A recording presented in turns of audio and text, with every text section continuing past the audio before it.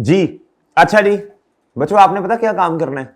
आपने reducing balance method वाला जो फॉर्मेट है ना, on opening balance less disposal की बुक वैल्यू, फिर वो जो कैसे निकालनी है, फिर उसके बाद वो जब आ गई इस फॉर्मूला से, फिर उसके बाद आपने उस पे उसको बेस बना के डेप्रिसिएशन निकालनी है, फिर एक्यूमुलेटेड।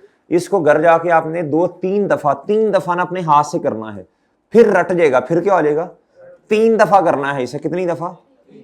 कि जब भी रिड्यूसिंग बैलेंस मेथड आया और उसमें डिस्पोजल हुई, ओपनिंग में बुक वैल्यू चाहिए, वो इस मेथड से आएगी बच्चों आपके पास शॉर्टकट से। फिर आपने ये जो आई है इसको माइनस कर देना है, किससे? इधर से। फिर आपने ये फॉर्मेट बनाना है, इससे डेप्रिसिएशन निकालनी है और क्यूमुलेटेड डेप्रिसिएशन निकालनी है। ओके बच्चों, इसको 3 दफा करना है। कितनी दफा? फिर जाके इंशाल्लाह पक्का हो जाएगा। अब मुझे बताएं, ये जो डेप्रिसिएशन है 6 या 6.37, इसको किधर लिखूंगा? जी, डेप्रिसिएशन एक्सपेंस 6 लिख रहा हूं मैं बस बच्चों, जान छूटे। वर्किंग नंबर 3 ले ली। और बताएं जी, और बताएं जल्दी, और बताओ बच्चों। अब डिस्पोजल के स्टेप्स अपने साथी जी। सबसे पहला स्टेप डिस्पोजल का एसेट कॉस्ट मॉडल है, रिवैल्यूएशन। डिस्पोजल की कॉस्ट कितनी है? 25 है ना? किधर से माइनस करूं? जी, स्टेप नंबर 1 जी। स्टेप नंबर 2 बताएं। ये डिस्पोजल का स्टेप 1 हो गया ना। और बच्चों एक्यूमुलेटेड डेप्रिसिएशन, बच्चों ये आप जब इस फॉर्मेट से काम करेंगे ना, ये आपके पास स्टेप नंबर 2 ऑटोमेटिकली आ गया है। क्या है बच्चों? सही है जी, ये आ गया ना आपके पास जी। क्या करूं बच्चों? एक्यूमुलेटेड डेप्रिसिएशन खत्म कर देना अब किताबों से, जैसे एसेट को खत्म किया। डिस्पोजल क्या 5 जी, ये वर्किंग रेफरेंस लाजमी।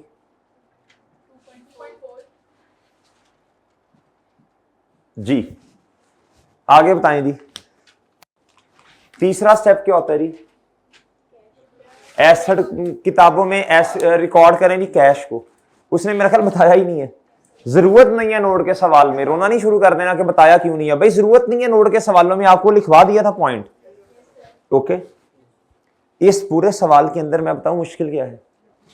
इस पूरे क्वेश्चन के अंदर मुश्किल नहीं है। अगर मैं आपको सादा सवाल देता ना, रिड्यूसिंग बैलेंस मेथड में आप डेप्रिसिएशन कैलकुलेट कर दें और वो 5-6 नंबर का होता, सिर्फ एक एसेट होता जी, नोट ना होता, एक्सट्रैक्ट्स वाला सवाल ना होता, सादा सिर्फ रिड्यूसिंग बैलेंस मेथड वाला आपने कर लेना था 8 से 10 मिनट में, बल्कि इससे भी जल्दी शायद आप डेप्रिसिएशन कैलकुलेट कर देते।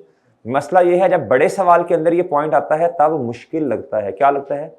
अब आपने क्या करना है, 3 दफा क्या करोगे? जिस बच्चे ने टिसूकी लिमिटेड वाला सवाल दोनों तरीकों से मैंने करवाया, 2 दफा मैंने कहा नोट बनाओ, फिर अगले दिन कहा जी अब रिमेनिंग से बनाओ। उसको ईमानदारी से आपने बताना है वो कंफर्टेबल है आपके नहीं है।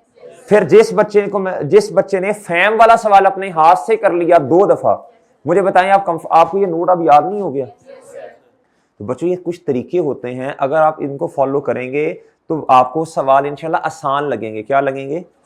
इस सवाल के अंदर आप मुझे ईमानदारी से बताएं आपको कौन सा पॉइंट मुश्किल लगा? रिड्यूसिंग वाला। अब बच्चों उसका हल होगा ना इंशाल्लाह, कोई ना, कि दुनिया में हर चीज का हल है। देखो हमें भी पता है बच्चों को सवाल में मुश्किल क्या, मुझे भी पता है, आपने नहीं मुझे बताया, मुझे पहले ही पता था। रिड्यूसिंग वाला मुश्किल लगा ना थोड़ा सा आपको, क्यों? भूला हुआ था। क्या था? भूला हुआ था। क्या था बच्चों? इसको 3 दफा इस फॉर्मेट को अपने हाथ से आपने बनाना है। क्या करना है? फिर पहले आपने ये रिवाइज करना है 3 दफा कि जी पहले ओपनिंग बुक वैल्यू निकालनी पड़ेगी, फिर उसके बाद क्या उसका नाम है जी, हमें ओपनिंग बुक वैल्यू की मदद से डेप्रिसिएशन, फिर बच्चों हमें क्या उसका नाम है, उस डेप्रिसिएशन की मदद से, डेप्रिसिएशन इधर लाके लिख देनी है, फिर हमें जी एक्यूमुलेटेड डेप्रिसिएशन। ओके बच्चों, कर लेंगे बच्चों? कर लेंगे। जब आप ये डेप्रिसिएशन वाला फॉर्मेट बना लेंगे ना, ऑटोमेटिकली बुक वैल्यू आ गई है, अब वो एक्यूमुलेटेड डेप्रिसिएशन आ जानी है। 3 दफा करना है, फिर ये सवाल पे आ जाइएगा इंशाल्लाह। चलें जल्दी से क्लोज करवा दें इसको जी, जल्दी से क्लोज करवाएं। इधर कितना है बच्चों?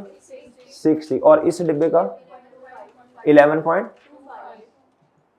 अच्छा जी, तो ये हेलो जी 48 कितों आ गया? चलो बार, चलो ठीक है 40। अच्छा जी चलें, ओके बच्चों। अगर आप इधर 49 भी लिख देंगे तो मसला नहीं होगा बच्चों जी। बहरहाल इधर 6 भी लिख सकते हैं आप। एक मिनट जी, वो अपना ब्लू से लिखने दें। 350 ले ली। आसानी, आपने ना आसान, जिंदगी को आसान करना है। क्या करना है बच्चों? मुश्किल नहीं बनाना बिला वजह। लें सर, ओके। और आपके एक और मजे की बात बताऊं, 18 नंबर का सवाल है। कितने का? 18 नंबर का क्वेश्चन है। पेपर में अगर कभी टाइम कम होता तो हम क्या करते? डिस्पोजल की कॉस्ट को तो किताबों से निकाल सकते थे ना। हाँ, इसका मसला आना था। ये एक टेक्निकल काम है, ये एक्यूमुलेटेड डेप्रिसिएशन निकालना। एडिशन में डेप्रिसिएशन तो निकाल ही सकते थे ना आप, निकाल सकते थे ना। वो निकाल के, अगर पेपर में टाइम कभी कम होता तो वो निकाल के ना इधर कुछ अमाउंट लिख देते और रेफरेंस दे देते। वो अमाउंट तो गलत होनी थी, लेकिन वो एडिशन में डेप्रिसिएशन उसका नंबर मिल जाना था। और समझ रहे हो? समझ रहे हो बच्चों? सही है जी, ओके जी। चलें सर, ये क्वेश्चन खत्म। ये अब आपने घर से करना है, एक दफा कर लीजिएगा बस। कितनी दफा? लेकिन रिड्यूसिंग बैलेंस मेथड का फॉर्मेट कितनी दफा? 3 दफा। ओके बच्चों, चलें ये खत्म।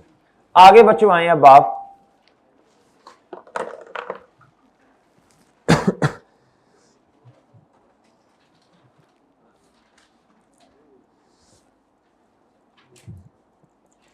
आप ना छोटे छोटे से कॉन्सेप्ट हैं। क्या है बच्चों? छोटे छोटे से कॉन्सेप्ट हैं इसमें। कितने? नन्हे मुन्ने से, नन्हे मुन्ने। मेजरली तो खत्म हो गया ना।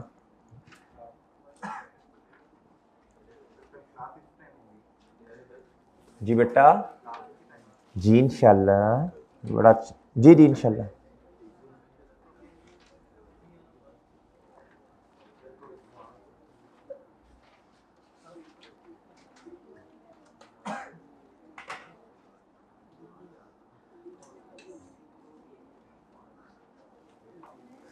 बच्चों इधर आइएगा जरा, पेज नंबर निकाल लें 118। कौन सा पेज नंबर?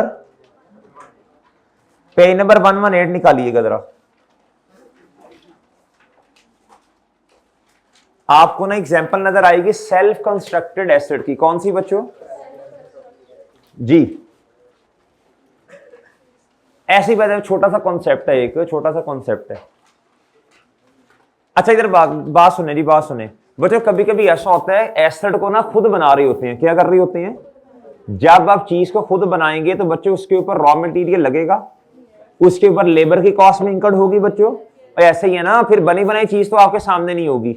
अच्छा जी, अब जितना खर्चा उस एसिड को बनाने में लग रहा है, बहुत तवज्जो से बात, अब खर्चा जितना उस एसिड को बनाने में लग रहा है वो कैपिटलाइज होना है। क्या होना है? ऐसे ही है सर जी। जी कहता जी, journalise transactions related to road bulldozer for the year ended 31 December 2002 या जो भी है बहरहाल जी। कहता आपने जर्नलाइज का मतलब जर्नल एंट्रीज करनी है। क्या करनी है बच्चों? जी, जर्नल एंट्रीज करनी है। सर आइए क्वेश्चन पढ़ते हैं। आपको नजर आ गया ना सफा नंबर कौन सा है? ये जरा पढ़ लीजिएगा, cost of self constructed acid. ये बड़ा छोटा सा कॉन्सेप्ट है, बहुत छोटा सा। ऐसे ही कहता था cost of self constructed acid is determined. इसमें असल में बताना ये चाहता है अगर एसिड को खुद बनाए ना फिर उसकी कॉस्ट कैसे निकलनी है, ये बताना चाह रहा है और कुछ नहीं है। बाकी तो हमें सब कुछ पता ही है ना। कहता जी determined by adding up raw material, labour and overhead cost incurred on date. Raw material बच्चों और डायरेक्ट लेबर, ये डायरेक्ट कॉस्ट होगी ना। इसके अलावा एसिड को बनाने में अगर कोई खर्चा हुआ इनडायरेक्टली तो बच्चों वो भी क्या उसका नाम है एसिड की कॉस्ट के ऊपर में ऐड हो जाएगा। उसे ओवरहेड कहते हैं। क्या कहते हैं? अब तो आप माशाल्लाह कॉस्ट भी बहुत सारे बच्चे पढ़ रहे होंगे जी। कहता है road international limited constructed it's on specially design road bulldozer. कहता है इनका असल में काम ना कंस्ट्रक्शन का है रोड्स को। आपको पता है रोड जब बन रहा होता है बुलडोजर की जरूरत होती है। अच्छा कहता है वो खुद अपना बना रहे हैं, कंस्ट्रक्ट कर रहे हैं। कहता है details of related cost incurred are as, कहता cost of raw material purchase, कहता cost of raw material use in construction of. अब देखो सुनना अब मेरी बात, मैं ना पहले आपको जरा सिनेरियो समझाता हूं बच्चों। जब सड़क बनानी होगी तो बच्चों सड़क को बनाने में उन्हें रॉ मटेरियल इस्तेमाल करना है ना। अगर उसमें से कुछ रॉ मटेरियल उन्होंने रोड बुलडोजर को बनाने में इस्तेमाल कर लिया तो वो रोड बुलडोजर की कॉस्ट में ऐड हो जाएगा। हम इस टाइम किसकी कॉस्ट निकालना चाह रहे हैं? बुलडोजर की एंट्रीज करनी है आपने, और बात समझ रहे हो? कहता overhead cost incurred on building road bulldozer को बनाने में जो ओवरहेड की कॉस्ट है, कहता वो दी। कहता test to ensure road bulldozer safe before brought into use. कहता फैक्ट्री लेबर कॉस्ट कितनी है? फैक्ट्री लेबर कॉस्ट का मतलब है जो जिधर चीज बन रही होती है ना उसका खर्चा फैक्ट्री में आता है। किधर आता है? फैक्ट्री लेबर कॉस्ट का मतलब है लेबर की कॉस्ट। क्या? अब हमें ये देखना पड़ेगा कि लेबर जो है, अब जरूरी तो नहीं है सारी की सारी लेबर रोड बुलडोजर बनाने में लगी हुई है, कोई नई चीज बन रही है सारे इसी पे लगते हैं, बाकी काम छोड़ देते हैं रोड शूट बनाना। फिर सही है ना भाई, असल काम तो रोड बनाना है, क्या करना है इनका, लेकिन इन्होंने एक रोड बुलडोजर बना रहे हैं अपने इस्तेमाल के लिए। अब क्या सारी लेबर रोड बुलडोजर बनाने में लग जाएगी? हाँ, हम कॉस्ट किसकी निकालना चाह रहे हैं, किसकी एंट्रीज करना चाह रहे हैं? हाँ, तो फिर हम रेलिवेंट अमाउंट इसमें से 3 लाख में से जितनी है वो कैपिटलाइज करेंगे, बाकियों को नहीं करेंगे। लें सर, और समझ रहे हो जी? अच्छा, ये इतना कि बहुत इंपॉर्टेंट कॉन्सेप्ट नहीं है, ऐसे एक छोटी सी बात है आपको बतानी थी, जरा परेशान नहीं होना इससे। ये हम की कॉस्टिंग नहीं पढ़ रहे। कहता 80% of the labour cost for the year, कहता वर इनकर्ड ऑन बिल्डिंग। 80% जो लेबर का तबका है वो रोड्स बनाने में मसरूफ है, और 20% कंस्ट्रक्शन। तो मुझे बताएं कितनी कॉस्ट है जी? शाबाश। और 3 लाख में मेरा ख्याल कितना बनेगा? 60,000 बनेगा। कहता road bulldozer was first brought into use on a contract that started on 1 नवंबर 2000। कहता although it was available for use. अब मुझे बताओ डेप्रिसिएशन इस पे कब से?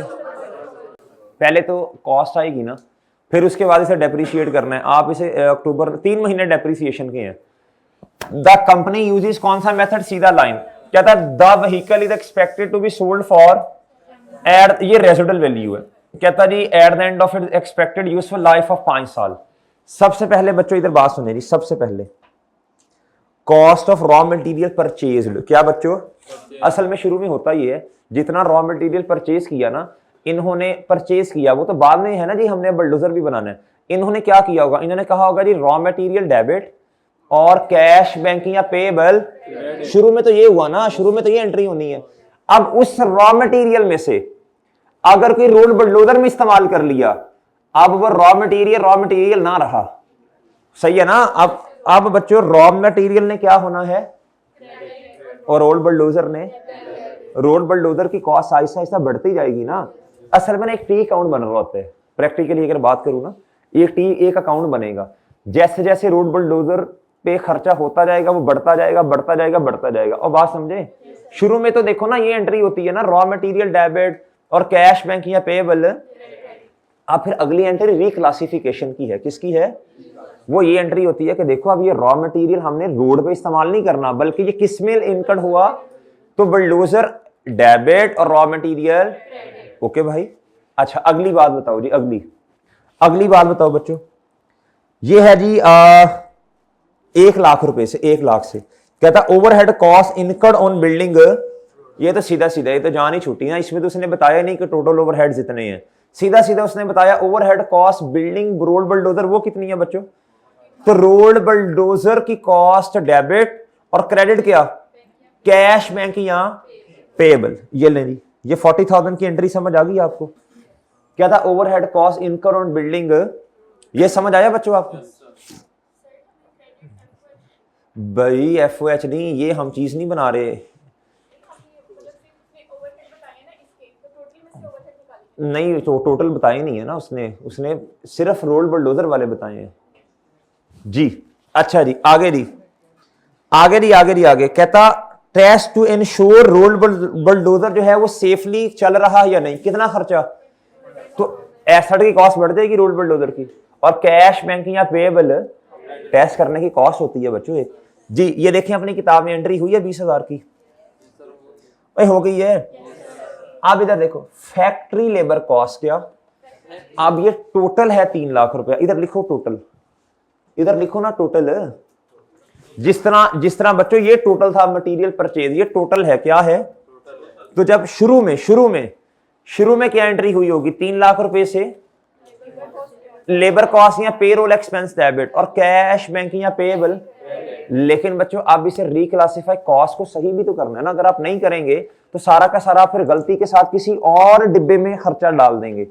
अब इस 3 लाख में से मुझे बताओ कितने को लेके जाना है रोल बलडोजर में, कितना बनेगा? 60,000 जी। 60,000 से बच्चों बताओ, और ये जो आपकी कॉस्ट है, सही है बच्चों। असल में होता क्या, 2 चीजें हैं असल में। एक तो चीज वो है ना जो कि आपने रोड बलडोजर को, सॉरी, जो आपने रोड को बनाने में खर्चा करना, अगर आप सारा कुछ उसमें ही एलोकेट कर देंगे तो बच्चों वो कॉन्ट्रैक्ट की जो अमाउंट है, जो आप प्रॉफिट निकालने लगे, वो गलत आएगा। वो क्या आएगा? आपने तो टोटल डाल देना है रोड के, क्या उसका नाम है, रोड के बदले में। सही है बच्चों। आप में जब सारा का सारा खर्चा डाल देंगे, मटेरियल वाला, लेबर वाला, तो आपका खर्चा रोड वाला बढ़ नहीं जाएगा। आप तो कहेंगे हमारे कॉन्ट्रैक्ट जो है ये लॉस मेकिंग कॉन्ट्रैक्ट है। क्या है? इसलिए बच्चों जिस जिस जगह पे जो खर्चा जाना है, अकाउंटेंट जो है, जो प्रोफेशनल अकाउंटेंट, उसका काम यही होता है कि भाई हर चीज को रेलिवेंट कॉस्ट इनकर्ड की जाए। क्या की जाए बच्चों? इसलिए टोटल कॉस्ट ये है, जिसमें से बच्चों 2 हिस्से हैं। क्या है बच्चों? एक है रोड का, एक किसका है? रोड का कितना है? 80%। और 20% किसका है? बलडोजर का। जी बताएं ये कितना बनता है? 60। और ये ओके बच्चों, ये है रोड का, किसका? और ये पता नहीं है बुलडोजर के स्पेलिंग क्या होते हैं। ओके जी, इधर उसने खुद बताया हुआ था। खैर अब बताओ 60,000 से बुलडोजर की कॉस्ट क्या हो जाएगी? ये लेनी। और लेबर कॉस्ट या पेरोल एक्सपेंस क्या हो जाएगा? अच्छा अब टोटल कॉस्ट बताएं, कैलकुलेटर पकड़ें, जल्दी करें। रोल बुलडोजर को हाईलाइट कर लेना। 1 लाख रुपया, 40,000, 20,000 वो जो टेस्ट रन कॉस्ट है, और ये जो है जी लेबर की कॉस्ट 60,000। कितना बना है? 2 लाख। रेसिडुअल वैल्यू बताओ कितनी है? 7,000। इसमें से माइनस करो, डिवाइड, लाइफ कितनी है, डिवाइडेड बाय 5 करो। लेकिन इधर बच्चे करेंगे गलती। ये देखें उन्होंने कॉस्ट निकाली है बुलडोजर की 220, जो आपने निकाली। अब आपने डिवाइड किया 5 से, ये तो 1 साल का खर्चा आया। अवेलेबल फॉर यूज कब है? ये देखें, ये समझ आती जो किया हुआ है। मैं जरा थोड़ा सा सही तरह कर देता हूं। ये माइनस कितना, डिवाइडेड बाय, मल्टीप्लाई बाय, बताएं जी है?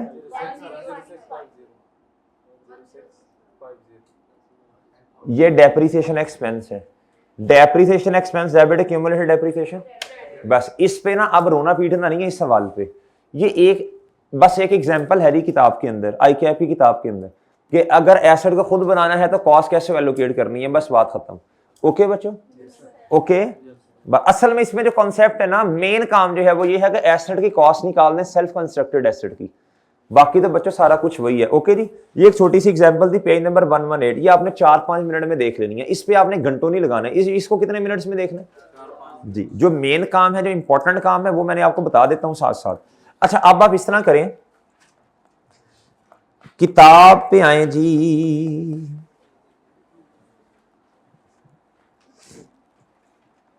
हाँ इधर आ जाए, लर्निंग ऑब्जेक्टिव 9 पे। लर्निंग ऑब्जेक्टिव 9 पे आए जरा। आज जरा थ्योरी पढ़ा के देखें ना हम भी, आपको कैसा लगता है जी। लर्निंग ऑब्जेक्टिव 9 बच्चों जी। ये पेज नंबर है मेरे चांद, मेरे से पूछना ऐसा तो नहीं किया है अजीब सा। 137 पेज नंबर पे आओ। शाबाश, मजेदार बातें शुरू हो गई हैं ना। अच्छा चैप्टर आपका खत्म है? नहीं, लेकिन अभी मैं घर जाके तसल्ली करूंगा ना कि और सवाल भी, अभी तो मजा नहीं आया मुझे इतना। अभी देखूंगा और कुछ इंशाल्लाह। लर्निंग ऑब्जेक्टिव 9, चुप चुप खामोश बोलना नहीं है। अगर IAS 16 समझ आ गया ना तो मैं इंशाल्लाह आपको अभी लिख लें कहीं।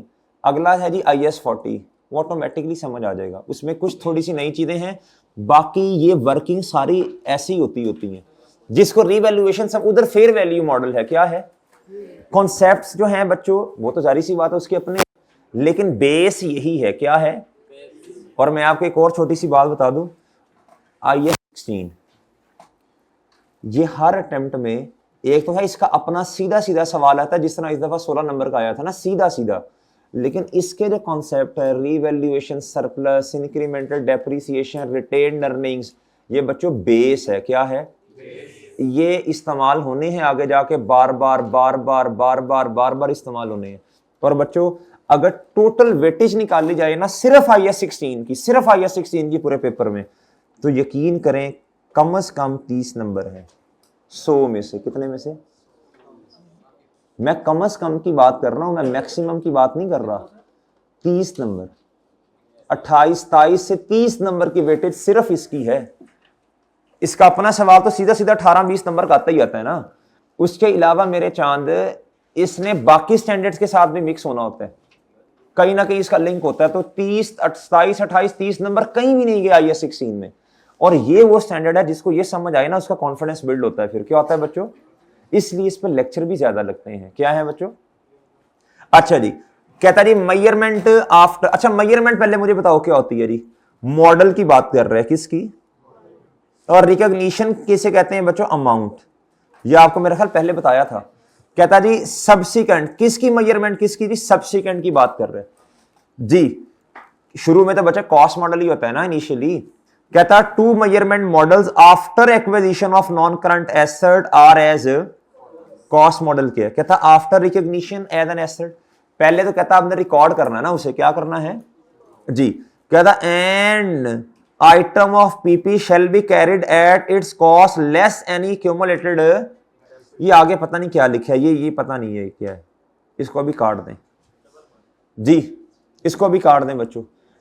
आपने एसेट की कॉस्ट में से एक्यूमुलेटेड डेप्रिसिएशन माइनस करनी है तो आपके पास बुक वैल्यू आ जाएगी।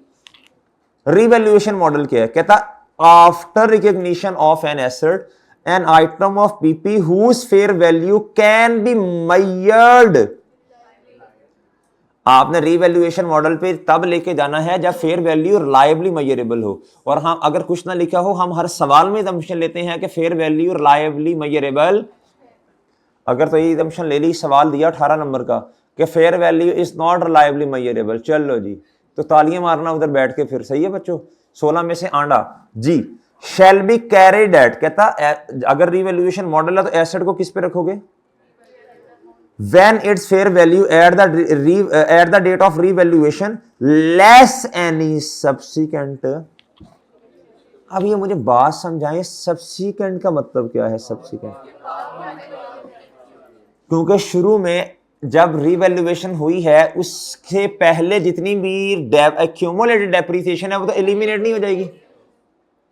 आपने लफ्जों पे गौर किया? लफ्जों को लफ्ज मार देते हैं जी। आप इधर आए, आप इधर आए और किताब पे आके लिखें सब्सिक्वेंट के वर्ड को इस तरह हाईलाइट करके ना, जरा ए ऐसे हाईलाइट करके जरा ऐसे और लिखें, स्टार स्टार लगा के लिखें। इसका मतलब लिखवाने लगा हूं। सब्सिक्वेंट का मतलब क्या है? कहें तो लिखें यानी रीवैल्यूएशन से पहले वाली, यानी रीवैल्यूएशन से पहले वाली क्यूमुलेटेड डेप्रिसिएशन तो, यानी रीवैल्यूएशन से पहले वाली क्यूमुलेटेड डेप्रिसिएशन तो, बोलो शाबाश, तो हम एलिमिनेट कर देते हैं। क्या कर देते हैं? तो बच्चे फिर सब्सिक्वेंट ही बची ना, ओए बाद वाली बची भाई। हेलो, नहीं मेरी बात समझ नहीं रहे आप? सब्सिक्वेंट का मतलब समझे? देखो एक छोटा सा लफ्ज और कॉन्सेप्ट कितना अंदर, इसके अंदर समुंदर छुपा हुआ है जी। गहराई है, समुंदर जैसी गहराई है इसमें। अच्छा जी, और समझ गए हो? अच्छा जी, क्या था? An entity shall choose. अब बहुत तवज्जो से, अब एक सवाल पैदा होता है जी। ओ भाई इधर, हेलो नेमतुल्लाह, इधर देखो, एक सवाल पैदा होता है, सर अब हमने कॉस्ट मॉडल अडॉप्ट करना है या रिवैल्यूएशन मॉडल? उसने बताया, कहता an entity shall choose either. Either का मतलब कोई सा भी, कॉस्ट मॉडल और एज इट्स अकाउंटिंग पॉलिसी। कहता हर एंटिटी की अपनी अपनी पॉलिसी होती है। क्या होती है? कहता उनकी जो पॉलिसी है, अगर तो कॉस्ट मॉडल पे एसेट को रखना कॉस्ट मॉडल पे रखें, अगर रिवैल्यूएशन मॉडल पे रखना कोई पाबंदी नहीं है, ये पॉलिसी पे डिपेंड करेगा। हाईलाइट कर ले बच्चों किसको। और अगली बात, कहता and shall apply that policy to entire class of PP को भी हाईलाइट कर ले, एंटायर क्लास ऑफ पीपी को भी हाईलाइट कर ले, जल्दी करें, जल्दी, शाबाश, एंटायर क्लास ऑफ पीपी को भी हाईलाइट करें। अब इधर से मैं आप फॉर एग्जांपल ही 2-3 नंबर का थ्योरेटिकल सवाल आ गया और आप भी जाना है आपको टेस्ट में, पहले बता देता हूं मैं जी, ये किसी टेस्ट में आपको 2-3 नंबर का ये क्वेश्चन आ जाना है जी। बच्चों बिल्डिंग है बच्चों, क्या है, एंटिटी ए है, उसने कॉस्ट मॉडल पे रखा हुआ है, और एंटिटी बी ने रखा हुआ है बच्चों किस पे, रीवैल्यूएशन मॉडल पे। एंटिटी ए जो है उसने कॉस्ट मॉडल पे, उसका जो अकाउंटेंट है वो छुट्टियां करता था ना जब IAS 16 उस्तादों ने पढ़ाया होगा जी, वो जी बड़ा परेशान है। वो कहता है जी क्या उसका नाम है, एंटिटी बी जो है वो तो रीवैल्यूएशन मॉडल पे है, तो हमें भी इसे रीवैल्यूएशन मॉडल पे लेके जाना चाहिए। तो बताएं जी, इस सिनेरियो में उसने आपसे मशवरा ले लिया, आपने मशवरा देना है जी, क्वेश्चन आ गया जी, मशवरा दें जी, एडवाइस करें जी, क्या करना पड़ेगा। आपने ये नहीं कहना परेशान ना हो, रिलैक्स हो जाओ, ये नहीं पेपर में लिखना, आपने ये लाइन लिखनी है, आपने कहना आइदर चूज, ये एंटिटी की पॉलिसी है, it's the policy of an entity to choose either cost, बड़ी अंग्रेजी आज, आइदर चूज कॉस्ट मॉडल और रिवैल्यूएशन मॉडल। ओके बच्चों, और जब एक दफा डिसाइड कर लिया फिर उस क्लास ऑफ एसेट पे आपने वही क्या करना है बच्चों, मॉडल अप्लाई करना है। अगला सवाल बन सकता है, अगला सवाल आपने ना, रहम वाली बात नहीं है इधर, ये स्टैंडर्ड है, इसमें रहम रूम कोई नहीं है। 10 बिल्डिंग्स हैं, क्या है बच्चों, अब मैं आपको ये बता रहा हूं साथ साथ थ्योरेटिकल सवाल कैसे आ सकते हैं, ये तवज्जो से बातें सुननी है आपने। 10 बिल्डिंग्स हैं, क्या है बच्चों, 7 की फेयर वैल्यू पता है, रिलायबली मेजरेबल, और 3 की नहीं पता। बताएं आप क्या करें, क्या करें जी, क्या करें बच्चों। फिर ऐसा नहीं हो सकता कि 7 को रिवैल्यूएशन मॉडल पे रखो और 3 को, ये पॉसिबल नहीं है। लव्स पढ़ेंगे एंटायर क्लास ऑफ पीपी, जितनी मर्जी बड़ी मजबूरी है वो जी, क्या उसका नाम है, रिलायबली मेजरेबल नहीं है फलान, आपने कहना जी एंटायर क्लास, क्या बच्चों अड़ जाना जिद पे, क्या करना जी, जो स्टैंडर्ड कहते बच्चे वही है। अब आपने कहना जी या तो सारों को कॉस्ट मॉडल पे रखें, या फिर क्या उसका नाम है, उसकी फेयर वैल्यू रिलायबल जो है, क्या उसका नाम है, वो मेजर करवा लें। ओके बच्चों, अगर रिलायबली मेजरेबल नहीं है फिर सबको किस पे कर दो, एंटायर क्लास ऑफ पीपी, जो मर्जी आ जाए, आपने हिलना नहीं, आपने जवाब में पता क्या लिखना है, एंटायर क्लास पर, खत्म बात। अगला क्या, तुम पागल हो, आपने कहना एंटायर क्लास है। अगला यार तुम क्या मसला है, तुम, आपने कहना एंटायर क्लास, जो मर्जी सवाल में दलील दी हो आपने कहना entire class of PP, entire class of PP, entire class of PP. सही है बच्चों, सही है जी। अगली बात, ये बातें हैं मैं इसलिए खप रहा हूं बच्चों। अगली बात कहता था फॉलोइंग कंसिडरेशंस, एहतियातें, तदाबीर must be taken into account for applying the sir reliable measurement. अब ये 3-4 बातें हैं, ये थ्योरेटिकल बातें मेरे साथ पढ़नी, घर जाके फिर आपने खुद पढ़नी है। The fair value of item of PP can be measured, paper में 2 नंबर का एमसीक्यूज आ गया, सॉरी सवाल आ गया थ्योरेटिकल, या 1 नंबर का एमसीक्यूज आ गया। कहता जी एसेट की जो वैल्यू है वो रिलायबली मेजरेबल नहीं है, लेकिन एंटिटी का जो मॉडल है वो क्या है, रिवैल्यूएशन मॉडल है, क्या है। कहता जी अब अगर ये वाला सीन है तो क्या करें, आपने कहा नहीं जी आप इसे रिवैल्यू नहीं कर सकते, बस बात खत्म, सिंपल। ओके बच्चों, रिलायबली मेजरेबल नहीं है। कहता दिस मे और may not be market based valuation. असल में ना ये आपके सिलेबस में नहीं है, IFRS 13, क्या बच्चों 13, ये एडवांस रिपोर्टिंग के सिलेबस में है। किसमें है बच्चों, FA2 में भी नहीं है। अब ये क्या कहना चाह रहा है, ये बस छोड़े, बस गुजारा कर लेंगे इसका भी मुझे एक दफा ना इन्वेस्टमेंट प्रॉपर्टी पढ़ाने दे, क्या बच्चों, फिर इन दोनों को ना लिंक करूंगा आपस में कि IAS 40 में और IAS 16 में फर्क क्या है। उधर लफ्ज इस्तेमाल होता है फेयर वैल्यू का, किसका, उधर भी वैल्यू अपडेट होती है ना, इधर लफ्ज इस्तेमाल होता है रीवैल्यूड अमाउंट का, क्या बच्चों, इन दोनों में फर्क है। क्या है, ये लाइन थोड़ी देर के लिए पेंडिंग कर लें, बस IAS 40 पढ़ाने दे, अगला इंशाल्लाह वही पढ़ाना है मैंने, या फिर IAS 36 पढ़ाऊंगा, पहले सोचता हूं, अभी 1-2 दिन है जी। हाँ जी बताऊंगा, रीजन लॉजिक से बताऊंगा इंशाल्लाह आपको जी। आगे आ जाए बच्चों, रिलायबल मेजरमेंट का पता चला, रिलायबली मेजरेबल हो, सफिशिएंट रेगुलरिटी। अब बच्चों बहुत तवज्जो से बात सुन लेनी है। अब आपसे कुछ सवाल पूछता है, पहले मेरा सवाल सुन ले, फिर जवाब आपको खुद ही मिल जाएगा, अभी पढ़ेंगे ना जवाब मिल जाएगा। आपसे क्या पूछता है, रीवैल्यूएशन कब करवानी पड़ेगी, रीवैल्यूएशन कब करवानी है, आपने कहना जी ये कंपनी की पॉलिसी है। क्या है? स्टैंडर्ड कहता है हर साल रीवैल्यूएशन करवाने की जरूरत, हर साल रीवैल्यूएशन करवाने की जरूरत। कहता है ये कंपनी की पॉलिसी है, चाहे तो 3 सालों के बाद करवा ले, चाहे 5 सालों के बाद करवा ले। क्या है बच्चों? It's policy of the. कहता है लेकिन कुछ एसेट ऐसे होते हैं जिनकी ना मार्केट वैल्यू बहुत ज्यादा चेंज हो रही होती है, सिग्निफिकेंटली चेंज होती है। कहता है इस केस में फिर मजबूरन आपको सालाना बेसिस पे करवानी पड़ेगी, और अगर ऐसा नहीं है तो कहता फिर कोई जरूरत नहीं है, बल्कि फिर तो स्टैंडर्ड ने इस बात को नापसंद किया है कि हर साल रिवैल्यूएशन करवाना। स्टैंडर्ड इस बात को पसंद नहीं करता। IAS 16 के अंदर वो कहता है अगर तो बहुत ज्यादा चेंजेस है, फ्लक्चुएशन है मार्केट में, कहता फिर तो मजबूरी है ना सालाना बेसिस पे। अदरवाइज कंपनी की पॉलिसी क्या है बच्चों? 3 या 5 सालों के बाद करवा लें। जो कंपनी की पॉलिसी मुझे अच्छी तरह याद है, नॉर्मली कंपनीज ना 3 सालों के बाद करवाती हैं। प्रैक्टिकल बात कर रहा हूं, 5 सालों के बाद भी करवा सकती हैं। बर्जर जो था ये मेरे ख्याल 5 सालों के बाद करवाता था। LGS में 3 साल थे, शकरगंज में भी 3 साल थे। सही है जी। अच्छा जी, आ जाए इधर। कहता था frequency of revaluation depends upon the changes in, ये लाइंस याद करनी पड़ेंगी, in fair value of the item of PP being. Paper में सवाल आ सकते हैं जी कब करवानी है। आपने कहना फ्रीक्वेंसी का मतलब है जी दुरानियां। सही है बच्चों। कहता ऑफ रिवैल्यूएशन डिपेंड करेगा फेयर वैल्यू ऑफ आइटम। आपको क्या याद करना पड़ेगा? Fair value of item. Fair value of item पे डिपेंड करेगा। ओके बच्चों। कहता when the fair value of a revalued asset differs materially from, कहता फिर आपको फर्दर रिवैल्यूएशन की क्या होती है? अब इधर कहता जब मटीरियली डिफर हो बच्चों, क्या फेयर वैल्यू किससे बच्चों? कैरिंग अमाउंट से। कहता फिर आपको किस चीज की जरूरत होगी? अब इस बात को ना याद करना पड़ेगा। क्या करना पड़ेगा? रट्टा लगाना पे। क्या करना है बच्चों? क्या रट्टा लगाना? इधर देखें, डिपेंड किस पे करेगी बच्चों? फेयर वैल्यू पे। रिवैल्यूएशन कब करवानी है? डिपेंड करेगा फेयर वैल्यू पे। और कहता जब मटीरियली डिफर होगी फेयर वैल्यू किससे?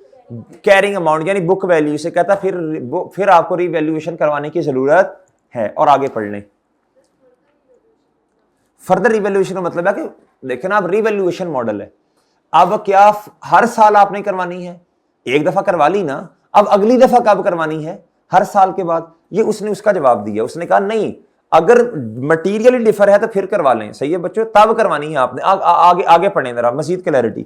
सम item of PP experience significant and volatile changes, बहुत ज्यादा changes in fair value thus necessitating annual revaluation. क्या बच्चों? ये जो मैंने आपको बात बताई, अगर बहुत ज्यादा चेंजेस है मार्केट के अंदर तो कहता चेंजेस है फेयर वैल्यू में कैरिंग अमाउंट के साथ, कहता फिर आप क्या कर लें? एनुअल रिवैल्यूएशन करवाएं। क्या करवाएं बच्चों?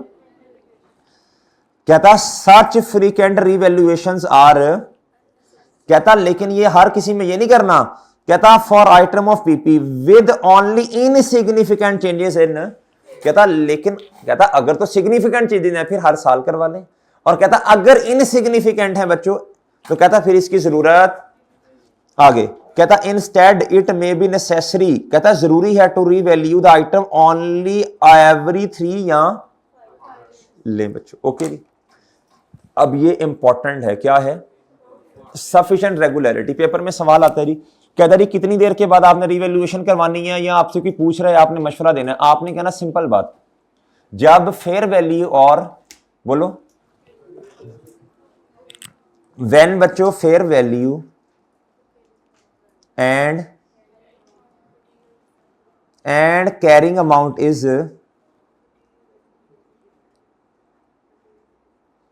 या सिग्निफिकेंटली बच्चों। ओके बच्चों। और दूसरी बात बच्चों क्या लिखनी है आपने? ऐसे एसेट्स बच्चों जिनमें वोलाटाइल चेंजेस हैं उनकी एनुअल रिवैल्यूएशन। एनुअल रिवैल्यूएशन किनकी होनी है? वोलाटाइल चेंजेस किस में? ओके बच्चों। और आगे जी 3 और 5 ईयर्स, ये किस में है जी? इफ इनसिग्निफिकेंट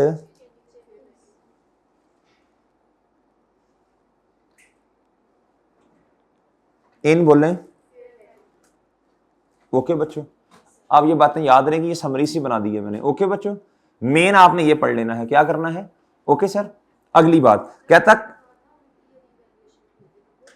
क्या क्या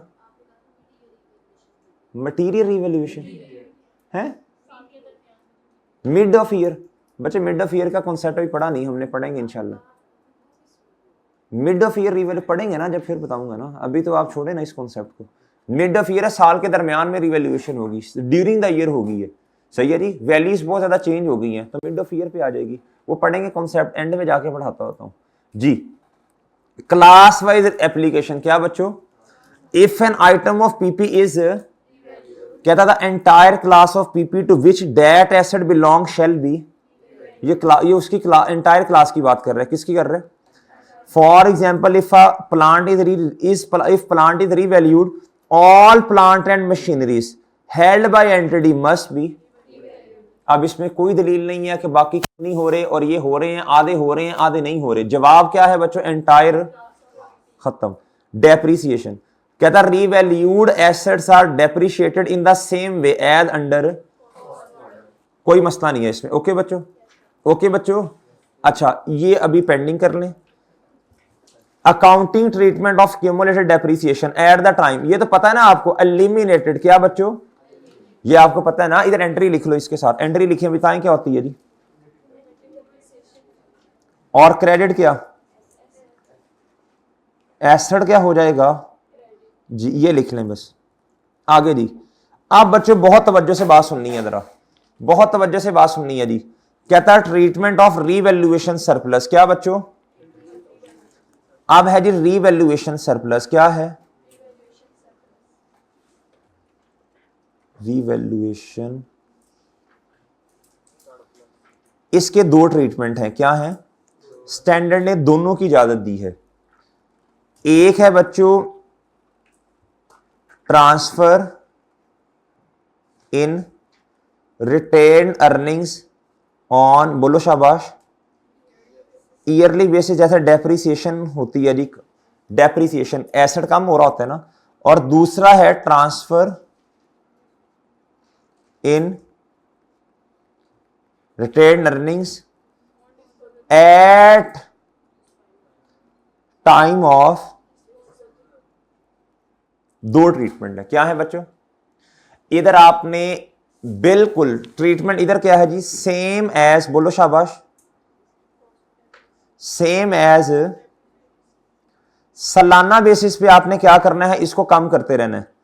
ओके बच्चों जी। इधर एंट्री क्या होनी है, बोलो शाबाश, जनरल एंट्री क्या होनी है, रीवैल्यूएशन सरप्लस,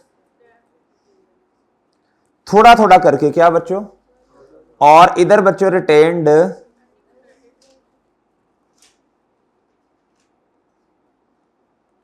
ठीक है जी, हर साल थोड़ा थोड़ा, हर साल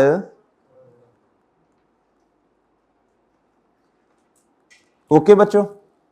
और सही है ना, इधर भी एंट्री यही होनी है, इधर भी एंट्री यही होनी है। जिस तरह हम एसेट को डिस्पोज अगर कर दे ना, तो बच्चों इसकी बुक वैल्यू किताबों से निकालते हैं। अगर कोई सरप्लस पड़ा तो कहता फॉर एग्जांपल जी, इधर सुनो बच्चों, कहता सरप्लस है 100 का, कितने का, अब रिमेनिंग लाइफ है 10, क्या है बच्चों, इधर हर साल 10 10 10 से कम, 10 से कम, 10 से कम, 10 से कम।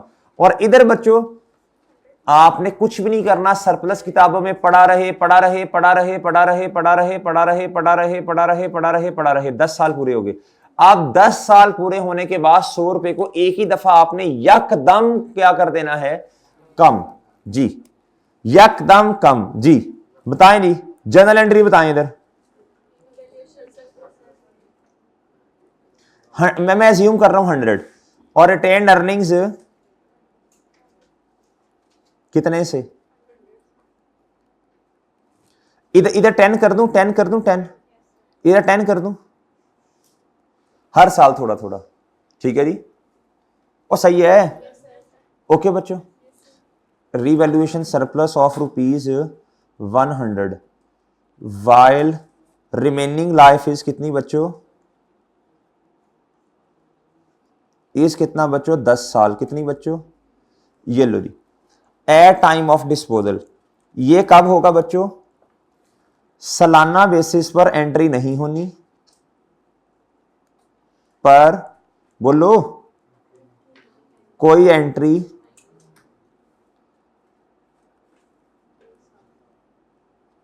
जब एसेट डिस्पोज होगा फिर एक ही दफा इससे बोलो रिटेन्ड अर्निंग्स में ट्रांसफर कर देना है। ये मुझ जैसे उर्दू मीडियम वाले जो हैं। ओके बच्चों, अब ये कि कुंद ज़ेन है ना, उसके भी दिमाग में ये बात आ जानी चाहिए। अब ये जो लिखा है अब तो आ जानी चाहिए कि नहीं, अभी भी नहीं आनी चाहिए। अब दो हैं, क्या है बच्चों? अगर क्वेश्चन साइलेंट है तो क्या करना है? फिर अगर क्वेश्चन साइलेंट है लिख लें कहीं, always use this method if question is सालाना बेसिस वाला। इफ क्वेश्चन इज, अब मेरा नहीं ख्याल कि कोई बात रह गई है जो ना बताई हो। ओके बच्चों, मतलब इसमें से ओके बच्चों, अगर क्वेश्चन साइलेंट है तो फिर ये वाला काम करना है एक ही दफा वाला या सालाना बेसिस पे। ओके बच्चों, साइलेंट में तो उसने कुछ नहीं बताया, हर सवाल में बताता नहीं है कि सरप्लस जो है वो रिटेन्ड अर्निंग में जा रहा है ईयरली बेसिस पे। आप पढ़ लें, हर सवाल में बताता है। और किसी क्वेश्चन में अगर वो खामोश हुआ तो फिर भी हमने यही करना है। तो फिर तो एंट्री जीरो होगी, तो फिर तो जीरो होगी ना। अगर ये वाला उसने कहा ट्रीटमेंट करना है आपने ईयरली बेसिस पे, किताबों ईयरली बेसिस पे आप इंक्रीमेंटेड डेप्रिसिएशन की एंट्री नहीं कर रहे तो बच्चों, और ये वाला मेथड है, तो फिर मुझे बताएं कोई एंट्री आएगी? तो एंट्री आएगी सरप्लस डेबिट और रिटेन्ड अर्निंग्स क्रेडिट, सही है ना। अगर खुद कह दे तो ये वाला मेथड है, और अगर खामोश हो। ओके बच्चों, उम्मीद है बात समझ गए हैं। अब आपने ये पढ़ के आना है, ये वाला डिब्बा ये पढ़ के आना है आपने। ये नहीं मैंने पढ़ाया ये वाला। ओके, अभी पढ़ाऊंगा इंशाल्लाह। जो थ्योरी पढ़ाई है पढ़ाएंगे इंशाल्लाह, और जो क्वेश्चन करवाया ये भी। तकरीबन आपका मेरा ख्याल है पौना घंटा, सवा घंटा लगेगा। कितना कर लेंगे इंशाल्लाह। इजाजत दीजिए बच्चों। हाँ, अभी टेस्ट आपका 3-4 दिन के बाद है ना, 3 दिन के बाद है मेरा ख्याल है। अभी से सवाल बता देता हूं। टसूकी लिमिटेड ये वाला सवाल, उसके बाद वो जो डिस्पोजल वाला कल क्वेश्चन 69 नहीं करवाया था, वो वाला क्वेश्चन, ये आगे बताता जाऊंगा टेस्ट के लिए। और ये इन सवालों को तैयार करना है। अब वो नहीं आने वो लेजर शेजर वाले। अभी मैंने 3 कहा, इनको रिवाइज कर लें बस। आगे भी इंशाल्लाह सवाल अभी करवाऊंगा ना। इजाजत दीजिए, अल्लाह हाफिज।